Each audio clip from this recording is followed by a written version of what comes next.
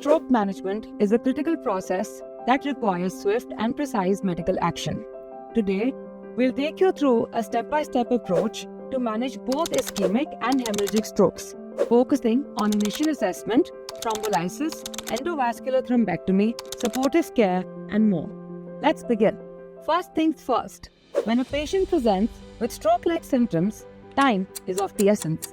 The initial assessment should be completed within 10 minutes, which includes, first, confirming the stroke diagnosis using the INI-CET scale. Second, assessing the vital signs, glucose levels, and performing an ECG. Third, a non-contrast CT or an MRI is done to rule out hemorrhage. This initial phase sets the stage for everything that follows.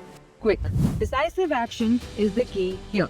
Next, within the first 60 minutes, we evaluate eligibility for intravenous thrombolysis using alteplase, also known as TPA, for which the onset to treatment time should be less than or equal to 4.5 hours. The INI-CET score should be greater than or equal to 4.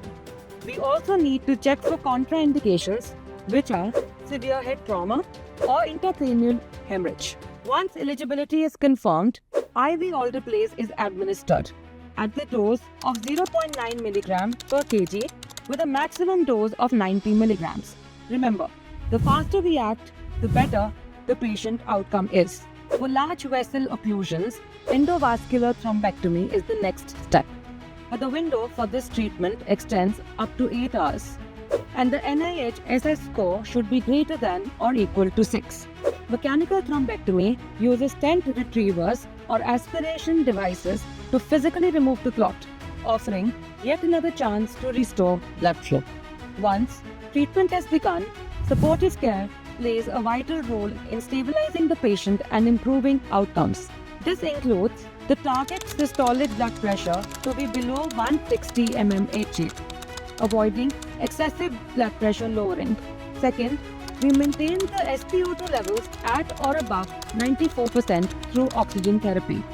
Third, it is important to keep the patient normothermic.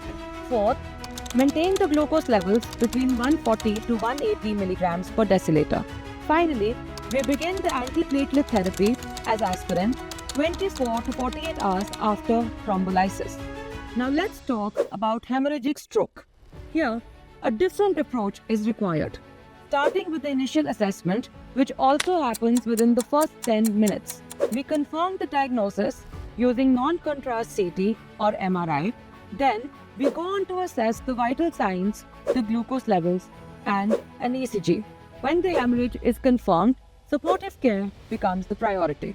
For hemorrhagic stroke, maintaining stability is essential, and here's how it's done. We target the systolic blood pressure below 160 mmHg and avoid excessive lowering. Second, we try to reverse anticoagulation if applicable. For that, we use vitamin K or warfarin, fresh frozen plasma for urgent reversal, or prothrombin complex concentrate for factor 10A inhibitors. Third, we try to maintain the SpO2 levels at or above 94% using oxygen therapy. Fourth, the temperature of the patient must be maintained. Fifth, the glucose levels of the patient should remain between 140 to 180 mg per deciliter.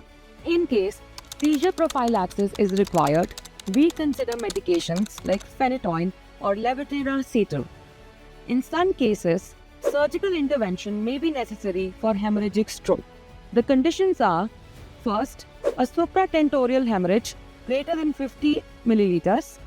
Second, an infratentorial hemorrhage greater than 10 milliliters. Third, a cerebellar hemorrhage with brainstem compression. In such cases, procedures like craniotomy or stereotactic aspiration can be life-saving. After the acute phase, monitoring and rehabilitation are key to recovery. The steps for monitoring include frequent neurological assessments, continuous monitoring of vital signs and cardiovascular health, imaging through CT or MRI scans to track any hemorrhage expansion or ischemic changes. The rehabilitation steps include early mobilization and physical therapy, speech and language therapy, occupational therapy, and cognitive rehabilitation. Finally, we must focus on preventing future strokes through secondary prevention, which include antiplatelet therapy for ischemic stroke, anticoagulation for atrial fibrillation or venous thromboembolism, blood pressure management, lipid-lowering therapy, and diabetes management. Stroke management is a race against time, but with the right steps, we can improve outcomes and save lives. Be sure to like, share, and subscribe for more medical insights.